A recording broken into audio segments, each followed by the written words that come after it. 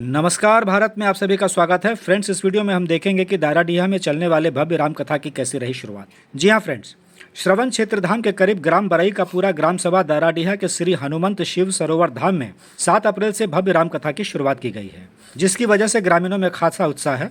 ये 5 दिवसीय रामकथा दयाराम जी के सानिध्य में कथावाचक शीतल जी महाराज वाराणसी तथा कथावाचिका मानस माधुरी सुनीता शास्त्री जी प्रयागराज द्वारा किया जा रहा है, जिसकी परिकल्पना जयशंकर सिंह ने की है। आइए देखते हैं पहले दिन की कथा का दूसरा भाग। उम्मीद करता हूँ आपको अच्छा लगेगा। भगवान भोलेनाथ मैया सती बाबा अगस्त ऋषि के आश्रम पर पहुँचते हैं। बाबा अगस्त ऋषि देवपति महादेव को आया देख करके अपने भाग्य की प्रशंसा करते हुए तुरंत उठ करके भगवान भोलेनाथ के चरणों में और मैया के चरणों में प्रणाम करते हैं। लेकिन भगवान भोलेनाथ का भाव देखिए, मैं श्रोता के रूप में आया हूँ, इसलिए इनका पाँव छूना चाहिए। भगवान भोलेनाथ ने महात्मा को प्रणाम किया। बाबा अगस्त ऋषि हाथ को पकड़ लिए। और एक बात याद रखना भैया, किसी गृहस्थ के यहाँ यदि हम और आप पहुँचेंगे तो पहले वहाँ चाय नाश्ता मिलेगा, लेकिन किसी संत के दरबार में आश्रम पे पहुँचेंगे ना तो वहाँ चाय पानी मिलने वाला नहीं है। वहाँ क्या मिलेगा? रामाय नाम का चाय और रामाय नाम का भोजन, और कुछ मिलने वाला नहीं।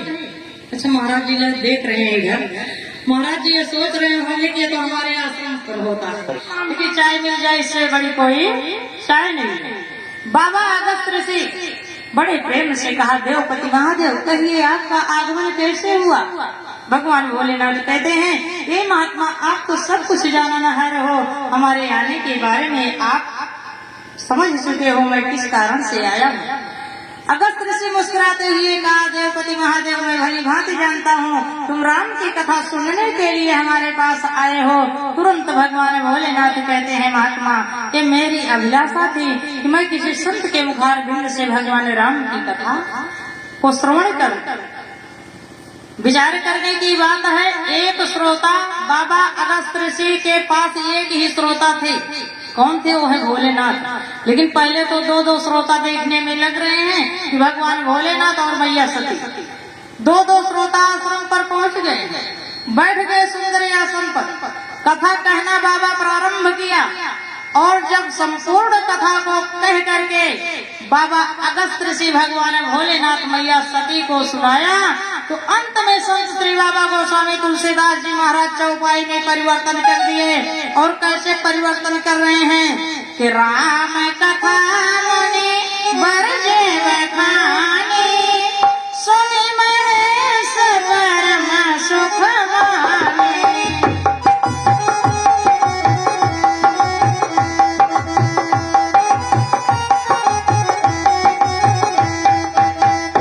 भक्तों ने बाबा से पूछा, कहा बाबा जाते समय आपने दो श्रोता का वर्णन किया था, संग सती जग जननी भवानी। भगवान भोलेनाथ मैया सती जाते समय 2 श्रोता का वर्णन किया था, और फिर आप लिख रहे हो राम कथा मुनि वर्ज बखानी सुनी महेश परम सुख मानी। बताइए, मैया सती तो उसी पांडाल में बैठी हुई थी, क्या मैया सती ने भगवान की कथा को नहीं सुना? रुई तो डालकर बैठी नहीं थी, कान में अंगुली डालकर बैठी है, कथा तो जरूर सुनी होंगी। संत श्री बाबा गोस्वामी तुलसीदास जी महाराज कहते हैं, मेरे प्यारे भक्तों मेरी बात को ध्यान से सुनो। जो हमारे भगवान श्री राम की कथा ध्यान से नहीं सुनता उसका नाम मैं श्रोता से निकाल देता हूँ, श्रोता की पंक्ति से निकाल देता हूँ। इसलिए बाबा जी को लिखना पड़ा कि राम कथा मुनि बरज बखानी सुनि महेश परम सुख मानी।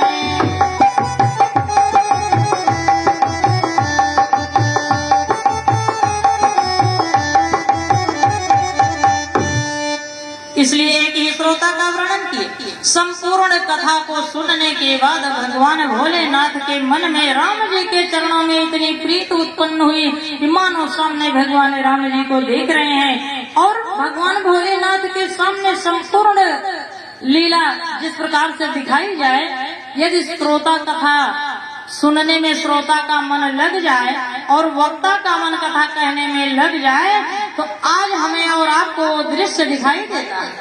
भगवान भोलेनाथ संपूर्ण कथा को सुनते सुनते उनका मन राघव जी के चरणों में लग गया। ये प्रभु आपकी कृपा हुई, आप प्रेरक बन करके मेरे हृदय में बैठे, आपकी कथा सुन करके मैं मुग्ध हो गया हूँ। ये प्रभु आप कुछ ऐसी कृपा कीजिए कि मुझे आपका दर्शन सुलभ हो जाए। ये कौन कहे हैं? भगवान भोलेनाथ कहे हैं। एक तरफ भगवान भोलेनाथ के पास दो समस्या नहीं, 3 समस्या। पहली समस्या, चक्रवर्ती नरेश राजा दशरथ के यहाँ भगवान राम जी गुप्त रूप में बाल स्वरूप सुंदर अवतार लिए। भाई राजा दशरथ को पुत्र हुआ है ये सब जानते हैं, लेकिन राम जी अवतार लिए हैं, ब्रह्म अवतार लिए हैं, ये बात किसी को पता नहीं। ये तो भगवान भोलेनाथ को पता है। भगवान भोलेनाथ सोच रहे हैं, पहली समस्या भगवान गुप्त रूप से अवतार लिए हैं, और दूसरी समस्या कि इस समय छोटे भाई लक्ष्मण और देवी सीता के साथ चित्रकूट की वनस्थली पे विद्यमान थे नारायण। वहाँ भगवती सीता का अपहरण दशकंधर के माध्यम से हो चुका है। राम और लक्ष्मण देवी सीता की खोज में लगे हुए हैं। इस समय मैं दर्शन करना चाहता हूँ। और तीसरी समस्या कि साथ में जो सती जी हैं, मैं राम जी का दर्शन कर लूं, इस भेद को सती जी ना जान पाए। क्या ये बात संभव है? भाई किसी की पत्नी पीछे लगी हो और पति महोदय मार्केट में चले जाए, तो वो सोचे कि मैं उससे मिल करके आता हूँ, मजाल है श्रीमती की निगाह न पड़े, उनकी निगाह उन्हीं पे अड़ी रहेगी। और भगवान भोलेनाथ विचार बना रहे हैं, समस्या थी क्या करें। वो सोच रहे हैं कि जाओ नहीं जाओ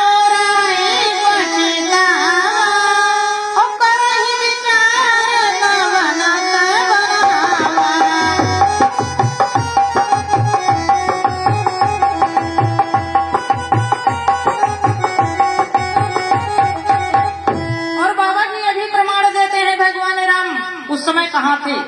बाबा जी स्पष्ट लिखे हैं कि तेहि अवसर भंजन मही भारा, हरि रघुवंश ले अवतारा।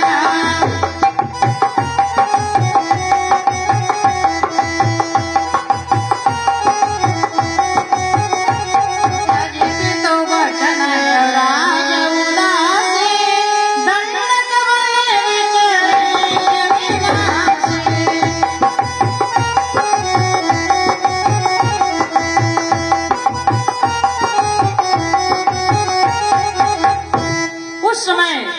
पृथ्वी का भार हरने के लिए, भक्तों की रक्षा करने के लिए, गौ की रक्षा करने के लिए, संत महात्माओं की रक्षा करने के लिए हमारे प्रभु सुंदर अवतार लेकर के बड़ी सुंदर लीला कर रहे थे। इतनी सुंदर लीला कर रहे थे, भगवती सीता का अपहरण हुआ है। साधारण मानव की भांति नारायण खोज रहे हैं, विचार करने की बात है। और भगवान भोलेनाथ सोच रहे मिलने नहीं जाऊंगा तो मिलने का अवसर आने वाला नहीं है। भोलेनाथ राम जी के दर्शन करने का विचार बना रहे हैं। भगवान भोलेनाथ का मन राम जी के दर्शन में लगा हुआ है और बाबा अगस्त ऋषि का मन दक्षिणा में लगा हुआ है। अब आप लोग कहेंगे दक्षिणा में कैसे लगा हुआ है? बाबा अगस्त ऋषि सोच रहे हैं यदि भोलेनाथ बिना दक्षिणा दिए चले गए तो कथा सुनने का फल इन्हें मिलने वाला नहीं। भाई कथा सुनने का फल इनको मिलने वाला नहीं है। इसलिए यदि कथा सुनाई गई है तो कम से कम दक्षिणा मिलने चाहिए। लेकिन यहाँ माताएं बैठी हुई हैं, भैया लोग बैठे हुए हैं। आप लोग कहीं ऐसा ना सोच ले बहन जी के मन में दक्षिणे की लालसा है? ये तो विनोद की बात है, मैं कह रही हूँ, बाकी ऐसी बात नहीं, हमारे मन में ऐसी बात नहीं। आप लोगों की उपस्थिति पंडाल में हो जाए, आप लोगों का स्नेह प्रेम मिल जाए तो दक्षिणा हमारे लिए कुछ मायने नहीं रखता, क्योंकि आप लोगों के प्रेम से बढ़ करके हमारे लिए कोई दक्षिणा नहीं है। आप लोगों की उपस्थिति हमारे लिए हर प्रकार का दक्षिणा उपलब्ध है। इस प्रकार से बाबा अगस्त ऋषि का मन दक्षिणा में लगा हुआ है, भगवान भोलेनाथ का मन राम जी के दर्शनों में लगा हुआ है। एक तरफ की बात यह है कि यदि बिना दक्षिणा दिए कथावाचक चला जाए बिना दक्षिणा लिए तो कथा सुनने का फल मिलने वाला नहीं। और यदि कथा सुनने का फल पाना है तो दक्षिणा दे के जाना है। अब बाबा अगस्त ऋषि सोच रहे हैं, ये प्रभु भगवान भोलेनाथ दक्षिणा देने का नाम नहीं ले रहे हैं, जाने का विचार मन ही मन इनके बन गया है। चलिए भगवान भोलेनाथ भूल गए हैं तो मैं मांग करके दक्षिणा ले लेता हूँ। बाबा अगस्त ऋषि सोच रहे हैं मैं मांग करके दक्षिणा ले लूं, लेकिन मांगे तो क्या मांगे भाई? यदि दक्षिणा को मांगे भगवान भोलेनाथ तो कौन ऐसी वस्तु मांगे? समस्या है सामने। क्या करेंगे भगवान भोलेनाथ का बाघंबर लेकर के? क्या करेंगे त्रिशूल लेकर के? क्या करेंगे डमरू लेकर के? तो इसलिए दक्षिणा के रूप में क्या मांगा जाए? भगवान भोलेनाथ भी बड़े चालाक हैं और बाबा अगस्त ऋषि कहा गया है महात्मा और चालाक होते हैं। अच्छा, कहा गया है महात्मा परमात्मा दोनों चालाक होते हैं। भगवान भोलेनाथ सोच रहे हैं मैं राम जी का दर्शन कर लूं। बाबा अगस्त ऋषि ने प्रण कर लिया मैं बिना दक्षिणा लिए जाने। और हुआ अंत में वही जो बाबा अगस्त ऋषि ने सोचा। बाबा अगस्त ऋषि ने जो सोचा, मानव सब के कल्याण की बात को बाबा अगस्त ऋषि ने सोचा। अच्छा, बाबा अगस्त ऋषि कल्याण की बात को कैसे सोच रहे हैं? भगवान भोलेनाथ सोचते हैं, बाबा अगस्त ऋषि सोचते हैं यदि मैं बाघंबर मांगू तो भगवान भोलेनाथ का बाघंबर मेरे काम आने वाली वस्तु नहीं है, इसलिए बाघंबर से मतलब नहीं है। लेकिन बाबा अगस्त ऋषि कहते हैं बड़े प्रेम से कि ये देवपति महादेव आप अपने इष्ट देव का दर्शन करने जा रहे हो, लेकिन बहुत दिनों से जंगल में बैठने वाला मैं अज्ञान महात्मा हूँ, साधु हूँ, मुझे कुछ ज्ञान नहीं है। यदि देवपति महादेव आपका आगमन हो गया है तो इस अज्ञान भक्त को बहुत थोड़ा सा राम के भक्ति रूपी खजाना प्रदान कर दो। जैसे बाबा अगस्त ऋषि ने भक्ति रूपी दक्षिणा को मांगा और भक्ति रूपी दक्षिणा, बोलिए राजा रामचंद्र भगवान की, बोलिए गौरी शंकर भगवान की। जैसे राम के भक्ति रूपी दक्षिणा को बाबा अगस्त ऋषि ने मांगा और भगवान भोलेनाथ राम जी की भक्ति रूपी खजाना प्रदान किया, जिसे पा करके बाबा अगस्त ऋषि माला माल हो गए। बोलिए राजा रामचंद्र भगवान की, बोलिए गौरी शंकर भगवान की। वहाँ से भगवान भोलेनाथ चलते हैं और मैया सती जी चलते हैं। जाते जाते उस मार्ग पर पहुँचते हैं जहाँ भगवान राम छोटे भैया लक्ष्मण बिल्कुल अज्ञान मानव की भांति देवी सीता की खोज में लगे हुए हैं। लता पताओं से पूछ रहे हैं, वृक्षों से पूछ रहे हैं। और कैसे पूछ रहे हैं कि हे मृगे मधुकर श्रेणे तुम देखी सीता।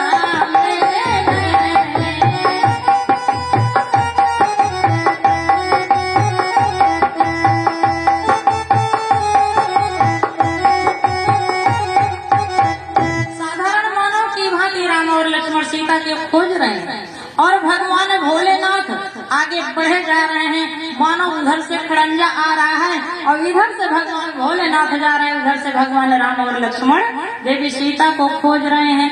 भगवान भोलेनाथ को तुरंत याद आया कि पिछुआ देवी जी हैं, यदि मैं करीब जाके दर्शन करूंगा तो भेद जान जाएंगी, इसलिए मैं करीब नहीं जाऊंगा, बड़ी दूर से ही प्रणाम करता हूँ। तो किस प्रकार से प्रणाम करते हैं और बड़ी दूर से दर्शन किए। बाबा जी दर्शन करने को बड़े अच्छे ढंग से दर्शाया कि भरे लोचन छवि सिंधु निहारे और कुसुमय जाने न केहि चिन्हारे।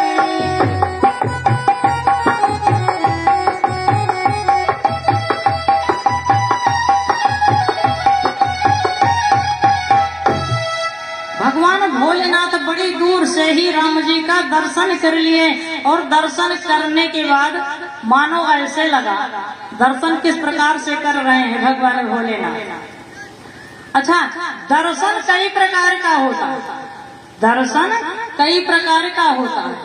कहा गया है भक्त और भगवान,